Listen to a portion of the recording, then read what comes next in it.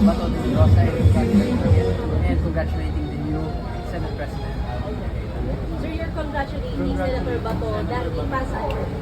Bakit mo natin The congratulate? change in Senate leadership kasi ngayon wala na si Tito Soto. We have given him 8 months, 9 months para may nakulong sa flood control. Walang nakulong, walang nangyari. And in order to prevent future crimes against our people, we are thankful that there's a change in Senate leadership. Kasi yung dating Senate President, yung dating Senate President, wala silang nagawa. So now we're trusting Senate President Alvin Quezada.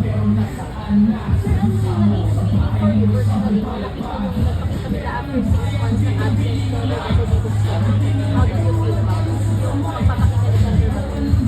It's nice.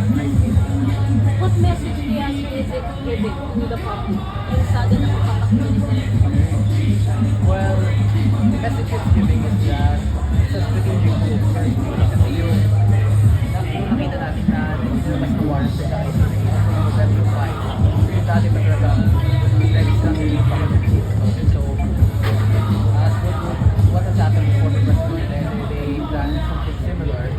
But Senator Bato was able to alam na niya kung paano yung so very well played by him. Very congratulations to Senator. No one else but him. So before we get your plan to bring this to Senator Bato, binigyan nila talaga.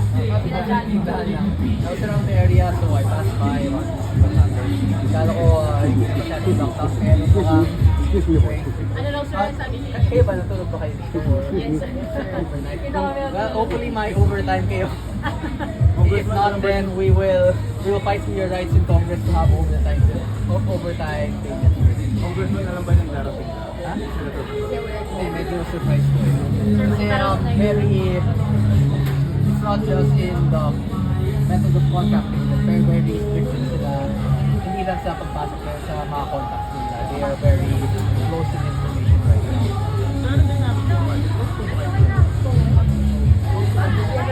We're not very close yet kasi kakalagod ko lang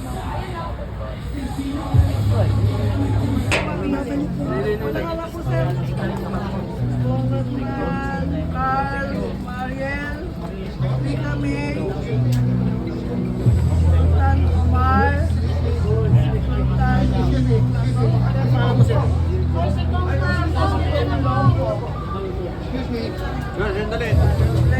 Meron pa ma'am. Sandali, Sultan, at saka si Kong, hindi ko